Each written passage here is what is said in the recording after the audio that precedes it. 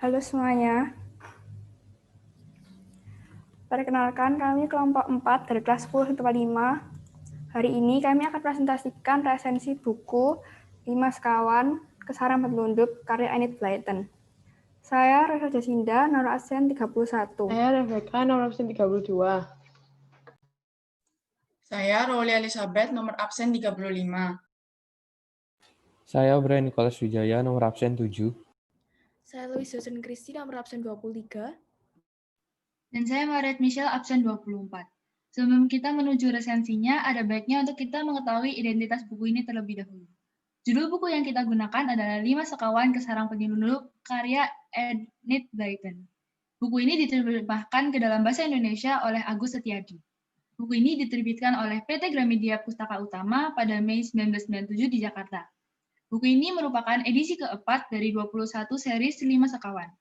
Buku ini terdapat 272 halaman dan dilengkapi oleh beberapa ilustrasi.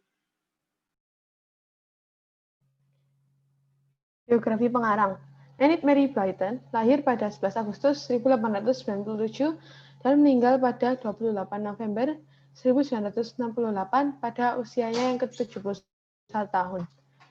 Enid Mary Blyton adalah seorang penulis buku cerita anak yang berkebangsaan Inggris yang termasuk dalam 6 penulis terpopuler di dunia. Yang populer yang juga dikenal sebagai Mary Pollock. Sejak kecil, Enid Blyton telah pandai mengarang.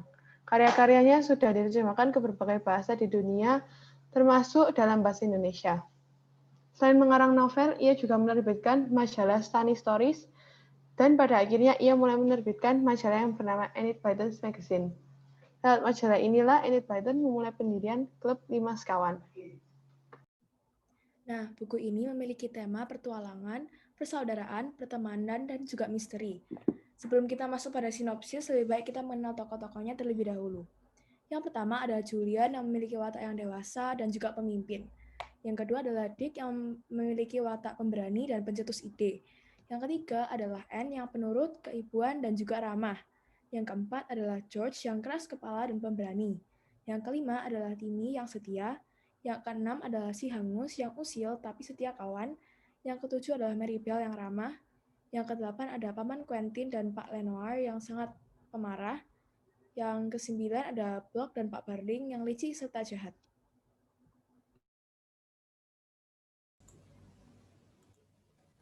Cerita pada buku ini dimulai pada saat Julian, Dick, Anne, George, dan Timmy pergi ke Pondok Kirin untuk liburan sekolah. Julian, Dick, dan Anne sebenarnya adalah saudara kandung, sedangkan George merupakan sepupu mereka. George sebenarnya adalah anak perempuan, namun ia selalu penampilan tomboy. Timmy merupakan anjing milik George yang sangat disayangi oleh mereka semua. Ketika tiba di Pondok Kirin, mereka disambut oleh angin kencang yang terus bertiup tanpa henti. Permasalahannya dimulai ketika saat malam hari, yaitu pohon es tumbang merusak atap dan kamar anak perempuan. Anak-anak pun akhirnya dikirimkan untuk menginap di sarang penyelundup. Rumah Pak Lenoir yang merupakan teman Paman Quentin dan juga ayah tiri si Hangus, teman Dick dan Julian. Pak Lenoir tidak menyukai anjing, sehingga Timmy harus disembunyikan di lorong rahasia di bawah sarang penyelundup. Suatu malam, si Hangus melihat sinyal isyarat dari menara, lalu memberitahukan Julian dan Dick. Mereka pun pergi ke menara itu untuk melihat siapa yang memberikan isyarat itu. Namun mereka tidak dapat melihat orangnya. Mereka pun menjadi semakin penasaran dengan isyarat itu, dan juga mencurigai Block, pembantu di sarang penyelundup atau Pak Lenoir. Saat George hendak mengeluarkan Timmy, Block ternyata sedang membersihkan kamar Maribel, adik si Hangus. Kamar Maribel adalah tempat di mana Timmy disembunyikan, dan Block menguncinya. Akibatnya, Timmy tidak dapat dikeluarkan. Untuk mengeluarkan Timmy, George nekat masuk ke lorong rahasia lewat ruang kerja Pak Lenoir. George pun ketahuan dan dihukum untuk tetap di kamarnya. Saat itu, George menerima kabar bahwa Paman Quentin akan datang ke sarang penyelundup untuk membicarakan proyek pengeringan rawa. Akhirnya, Paman Quentin datang. Si Hangus pun hendak mencari pintu rahasia di kamar yang dipakai oleh Paman Quentin untuk mengeluarkan Timmy.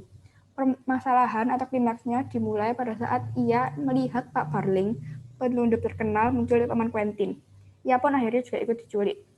George yang menunggu di luar pun mendengarkan teriakan si Hangus dan segera membuka pintu. Namun ia terlambat karena sudah tidak ada orang di sana. George pun menceritakan kejadian ini pada Julian, Dick, Anne, dan Maribel. Mereka pun lalu menceritakan kejadian ini pada Pak Lenoir. Semua orang menjadi kebingungan. Namun, kelima anak itu menemukan jalan rahasia lainnya. Di sisi lain, si Hangus dan Paman Quentin pun bangun dari pingsannya. Pak Barling ternyata tidak ingin rawa itu dikeringkan, sehingga ia ingin membeli proyek Paman Quentin. Pak Barling ingin penyelundupannya tetap berlangsung dengan baik. Setelah berdebat, Blok yang ternyata adalah pegawai Pak Barling disuruh untuk menghajar mereka.